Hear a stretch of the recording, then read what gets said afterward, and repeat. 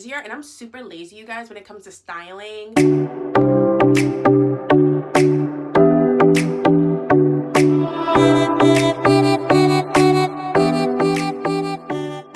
Hey guys, what is up? My name is Michaela Smith Campbell, the fashion designer and founder for the fashion design brand MACK Smith, and welcome to my YouTube channel. So today I am super excited to be doing this video with you guys because I am going to be talking about my hair care journey.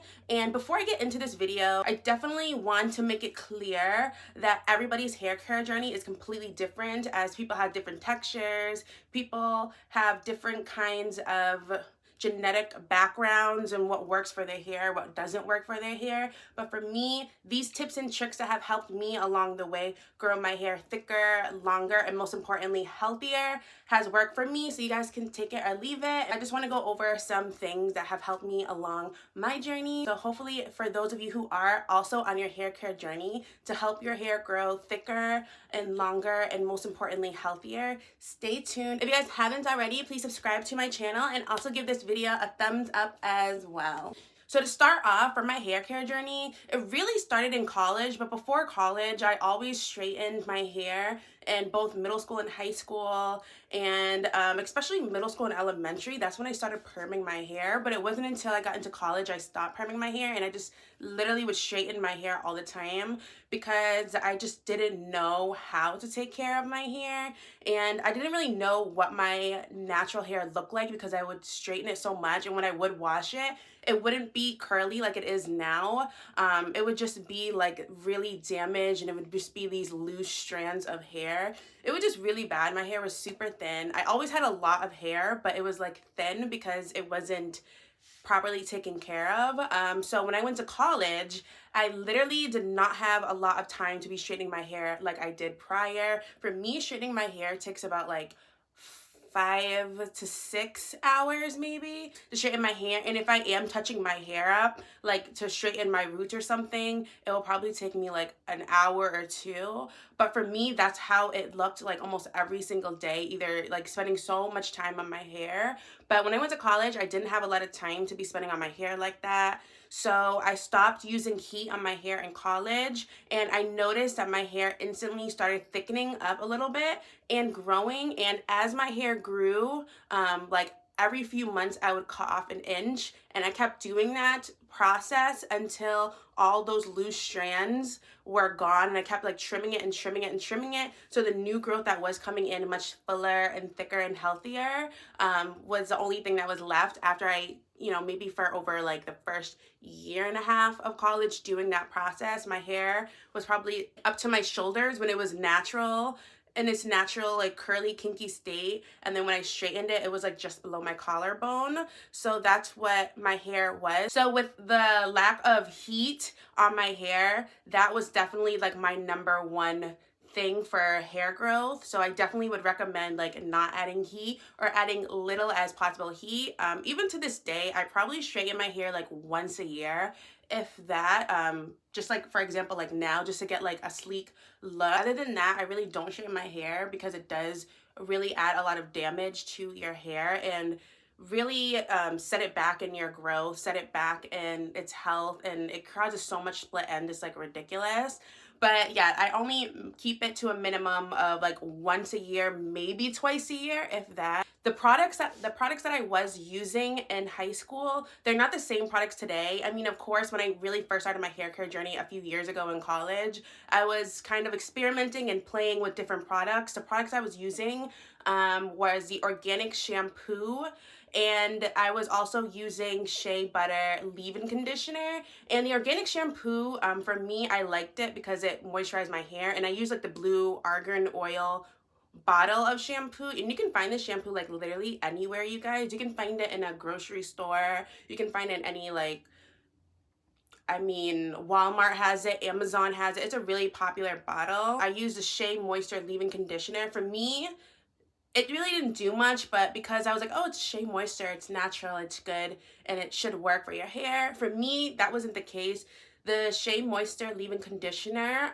It was just really thin and I needed something more thicker, and it didn't lock my curls in. Instead, it made my curls really frizzy, and I would do my wash and go style. So it didn't really do much for me and my hair. So after college, I was pretty much done using Shea Moisture. I wasn't really using heat. Recently after college, my hair grew long. I would say like bra strap length when it was straightened, and then when it wasn't straightened, it would still like stick like right here above like the breast area. So it did grow a lot thicker and it grew longer slowly but surely after I cut off all the heat damaged curls, and my curls, real curls, started growing in. So because I haven't cut my hair, and like literally after I graduated college, it took me about 2 years to cut my hair, and I cut off about 3 inches, you guys. And this was probably in like 2021. I cut off 3 inches of my hair, you guys, and 3 inches, it was like up to my shoulders, because I was like, you know what, I haven't cut my hair in like 2 years. Let me just, yeah, because I was like, you know what, let me just cut my hair. I haven't cut my hair in 2 years. So I cut my hair 3 inches, you guys, and it was a lot for me because I was like, oh my god, I haven't had my hair this short. But at the same time, it felt really good and refreshing. But yeah, so I blew my hair out and I like brushed my hair out, and then I just cut it. And I mainly cut it because I was really tired of the shape that my hair was growing into. Like, let me know in the comments below if you guys have an irregular hair shape when your hair does grow. And for me, it is really because due to my texture on my hair. So around my scalp, like the perimeter, my hair texture is a lot finer. So therefore, my hair is in its natural curly state. My curls are more loose. And then in the middle of my hair, that's where more kinkier, coarse, curly, thicker hair is. So my curls are tighter. So for example, if I were to straighten all my hair, it would be the same length. But when I leave it in its curly natural state, like the bottom piece just looks so much more longer and scraggly, and then the top piece just like kind of sits awkwardly. So I was really tired of that. So that's mainly why I cut my hair during like 2021 era. I cut my hair 3 inches because I'm like, you know, I want all of my hair in its natural state. So that's why I didn't straighten my hair when I cut it. I only cut it when I brushed my hair out in its natural state to see where it kind of sits on me. And then fast forward to this past summer, you guys, summer 2023, when I was traveling, I was in Thailand for 3 months. And Thailand, was like a really crazy moment for me in my hair journey, because in Thailand, they don't have a lot of like places to buy products for kinky curly hair. A lot of their places are mainly for like Asian kind of hair. So because I ran out of my hair products in Thailand, I was using this gel for Asian men's hair, and you guys, the gel was so bad. There were so many chemicals in it, and I knew what I was getting into when I bought it. Literally just from the ingredients on the back of the gel, there was like a whole paragraph of words I couldn't even pronounce and chemicals I couldn't pronounce. And then when I would use it, it literally smells like hand sanitizer because they were just it was so heavy with alcohol, this gel. And because I didn't have any of my hair care products with me and I ran out when I was traveling, I was so desperate to like slick my hair back because I didn't want to deal with it. Because in Thailand, if you guys don't know, it is extremely hot and it's extremely humid, and humidity on my hair when it's already like in the high 90s, like 100 degrees, on top of like crazy humidity where it's so thick the air, it just makes my hair super frizzy. For any people who also have kinky curly hair, definitely let me know in the comments below if you guys can relate to like the humidity with your hair and the heat and one. So that's why I was gelling my hair and slicking it back, and for 3 months I was doing that. So when I came back home to the States, I saw how much damage, like in this past fall in 2023, there was so much damage done to my hair from slicking it back. I had so much breakage and my edges were thinning, and they're still kind of thin. They're not as bad as they were when I first like moved back home to the States, but it was so bad, you guys. Like, I've never seen my edges this thin. Like, even when I was straightening my hair almost every day, my edges were not crazy thin. There's something about me slicking my hair back and adding the alcohol like almost every day, like adding layers and layers of gel over my hair and just slicking it back. Just like the breakage when you have tight hairstyles, like definitely try avoiding if possible, tight hairstyles as much as you can, you guys, because for me, it just thinned my hair out so much. Even though my hair was long, but it was getting thin. Now, fast forward up until now, obviously, if you guys have been watching my channel for some time, you guys know I recently dyed my hair over a month ago. From the time I dyed my hair to the time I came back home, and I had like crazy breakage in my edges. It was about maybe like 2.5 months, and in those 2.5 months, that's when I stopped like pulling my hair back and stopped using gel, and I would use an avocado hair mask every time I would wash my hair to kind of help it thicken a little bit. So because it was thickening a little bit, I was like, okay, I'm gonna try hair dye. And I haven't dyed my hair literally since like middle school, you guys, and I dyed my hair red. I literally did it like by myself, and the process of dyeing my hair red wasn't as bad as I thought it would be, because I thought my hair, because the chemicals from the dye, I thought my hair was going to be like, oh my god, like it's either going to be huge, like it's either my hair is going to be greatly affected by it in a negative way, on top of the edges slightly getting thicker from it being so like pulled back in breakage, or it was going to be a disaster. And thankfully, it wasn't a disaster. My hair didn't really do anything different when I dyed my hair, thank God. And for me, I just got lucky in that department. And then a few weeks later, I straightened it. I wouldn't recommend dyeing your hair then straightening it like a few weeks prior. But for me, I just haven't straightened it in like 3 years. And I definitely wanted to see, or like 2.5 years, almost 3 years. And I definitely wanted just to see how it looked and how long it's gotten.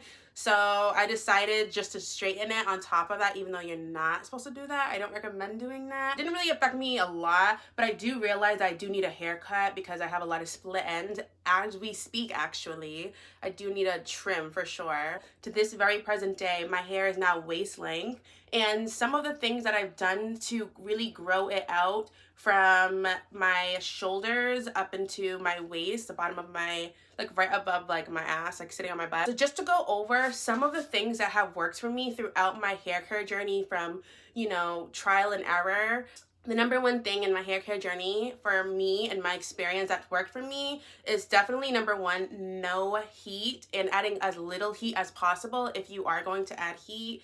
So if you are also a person who likes to straighten your hair, to change up your look, minimize it to like maybe once a year, twice a year, if that, because for me, that's when I realized how thick my hair was growing. And I realized my hair grew thicker before it grew longer, if that makes sense. So that's my number one pro tip for you guys. And then my second pro tip, if you guys are adding heat, definitely use a heat protector kind of oil base. For me, I use a Moroccan oil, like penetrating hair oil. And again, you guys, I'm no hair care expert, but for me, this has worked for me, because this hair care, or this hair oil that does protect the heat, it makes my hair a lot more softer, a lot more shinier too, and it doesn't frame and make my hair brittle after I do straighten my hair. So it really lessens the brittle effect of heat on your hair, for me in my experience. So that's something that I do use when I do add heat to my hair and straighten. Third,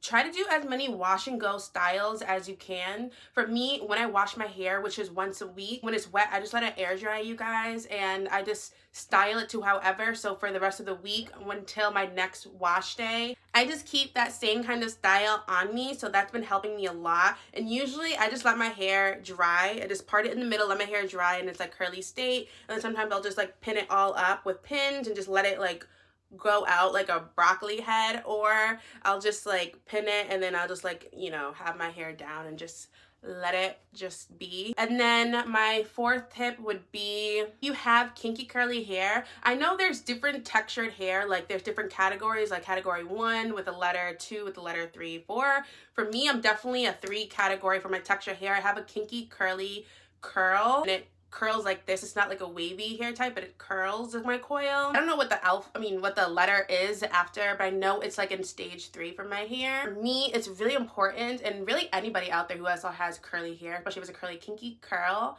to moisturize your hair, you guys. Every time I do wash my hair before wash day, I have a tea tree mint oil, and it smells like peppermint. And what I do is I put it on my fingertips and kind of massage my head to kind of get it like loosened up and just massaged overnight, so that way the next morning when I do wash my hair, it just feels a lot more softer. But definitely massage your hair with like oil. For me, it's just a tea tree mint oil. I just massage my hair in. And sometimes throughout the week, if my hair, my scalp feels really dry, I'll massage it too with oil, just a little bit, not too much. But definitely massage your scalp with oil. I mean, having oil on your hair is super important. And then any excess oil, I just kind of crunch into my hair strands. But for me, that's work. Some people might need more oil or more moisturizer. Some people can do with less, but for me, that has worked. And the products I do use to wash my hair, I use organic shampoo. And for me, I know they have like different kind of, I don't want to say like flavors for different kind of things. Organic shampoo, I use the milk flavor or the milk kind of shampoo, and what it does is it focuses on hydrating your hair strands, and that's been working for me, you guys. My hair feels super soft when I use it for the shampoo. And then for conditioner, I use Cantu. I use Cantu leave-in conditioner and Cantu curl cream. And so after I wash my hair with shampoo, what I'll do is I'll add in my conditioner and my curl cream for Cantu, and I'll mix it together, and then I'll just add it throughout my hair. And then while I'm in the shower, I'll get my detangle brush and just brush all of my hair out. And I'll leave a little, I'll like rinse my hair after, because sometimes it does have a lot of excess cream, and I don't like the excess cream. I just don't want it to be extremely thick when it does dry. But I leave a little bit leave-in conditioner, and I also leave in the curl cream in my hair, and so that's how it air dries, and it usually keeps my curls tight and it doesn't create a frizz. So even if I do walk out and it's dry, my hair's not frizzy. The curls actually do stay, and that's like my favorite part about it. And it smells super good, you guys. It doesn't have a lot of sulfates in it, and I get the sulfate-free leave-in conditioner for Cantu, which I do love. So it definitely doesn't leave my hair dry and brittle. And when my hair is fully dry, when I wash it, that's when I also reapply the peppermint tea tree oil in my scalp. And again, you guys, moisturizing your scalp is super important. I can't stress that enough, as well as your hair. That's work for me, because when you do have dry hair, it gets brittle, it gets a lot of breakage, your ends get split, and so forth. That's really my main tips for you guys. And at night, I don't add a scarf to my hair at night when it's in its curly form. I just like pin my hair up in like those clips and then just like lay down, and it's like fine. But when I do have my hair straightened, what I do is I brush my hair, and what I'll do is I'll brush it back, and then I'll like put it in a twisted bun, and then I'll just put like a silk scarf over it. I don't have a satin pillowcase or a bonnet, but for me the scarf works because it lays my hair down overnight, which is so helpful in the morning when you are styling your hair. Let me know in the comments below if you guys are also on a hair care journey, and what kind of products you guys are using, especially for those people out there who also have kinky curly hair. What hair products keep your hair hydrated? I definitely want to know below. Thank you guys so much for watching. I hope you guys enjoyed this video. If you guys haven't already, please subscribe to my channel and also give this video a thumbs up as well. Thank you guys so much for watching, and I'll see you in my next video. Bye.